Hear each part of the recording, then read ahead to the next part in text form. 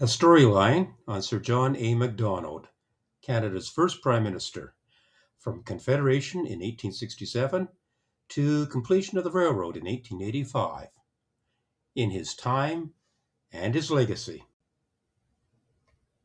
Chapter 3, Northwest Mounted Police.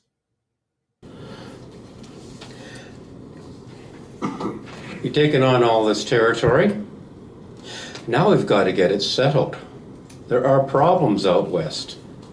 The Red River settlement, Louis Riel is back. There's unrest. There's the Yankees. The Americans, they're not tourists at this time, decide that they want to do a massive expansion as well.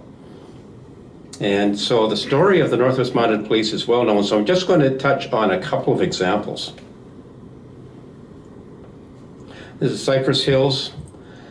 Picture the march west, and then a couple of the forts that were set up. But what really started, what was the impetus to get the NWMP set up? Well, it was the Cypress Hills Massacre. Americans were trading on Canadian soil. Red River settlement, and it was in an uproar. Settlers were taking law into their own hands. And what other reasons did the government need to create a police force?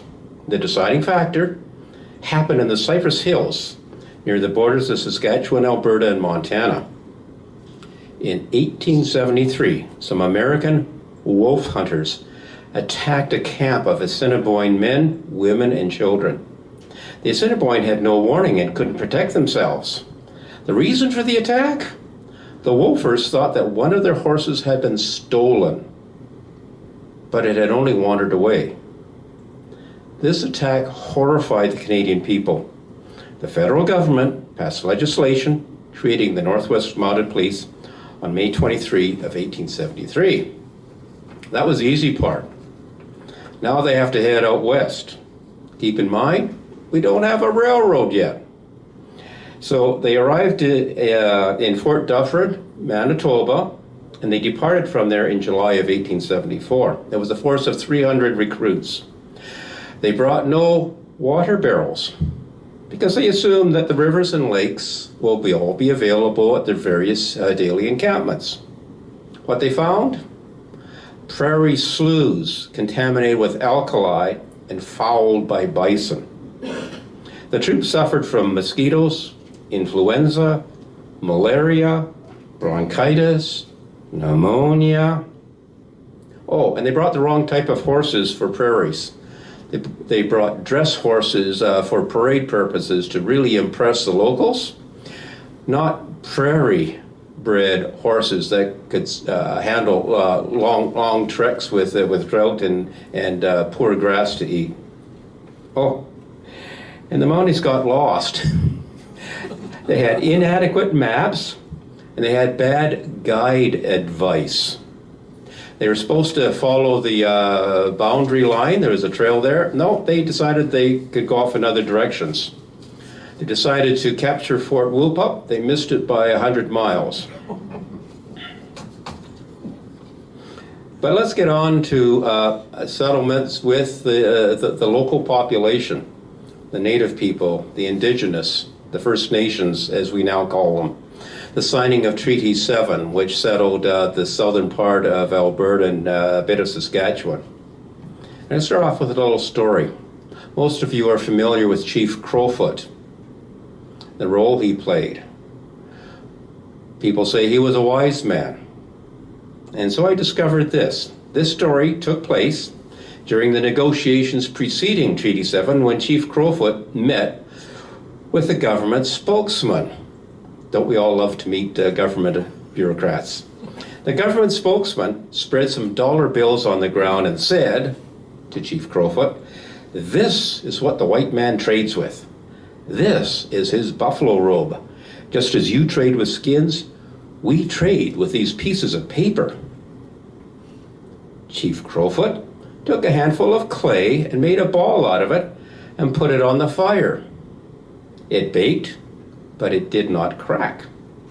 He turned to the government representative and said, quote, "Now, put your money on the fire and see if it will last as long as the clay." The government spokesman was embarrassed and quickly replied, "No, I cannot do that because my money will burn." With a gleam in his piercing gray eyes, Chief Crowfoot said, quote, "Your money is not as good as our land, is it? The wind will blow it away, fire will burn it, and water will rot it, but nothing can destroy our land. You don't make a very good trade." The wise old chief spoke further. "Our land is more valuable than your money.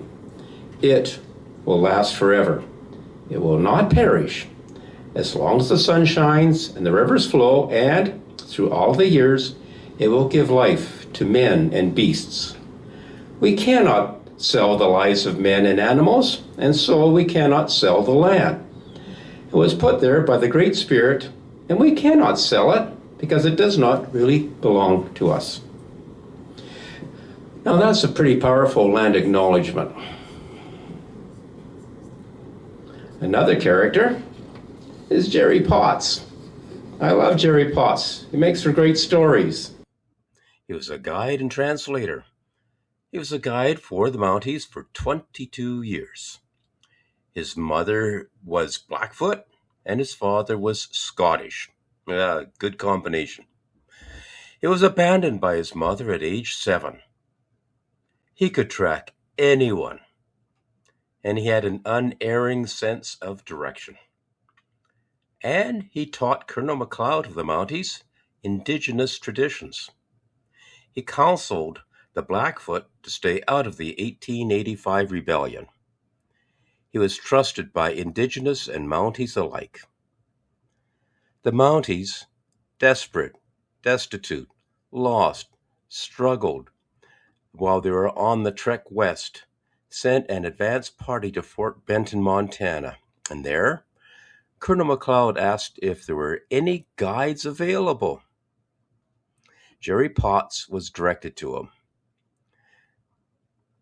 They grew to trust each other, respect each other, and Jerry Potts is the one that really saved the Mounties to get to the settlements of Fort Whoop-Up, Fort Macleod, and finally, Fort Calgary. Now we will move on to the other factor. Ian is going to talk about Indian affairs.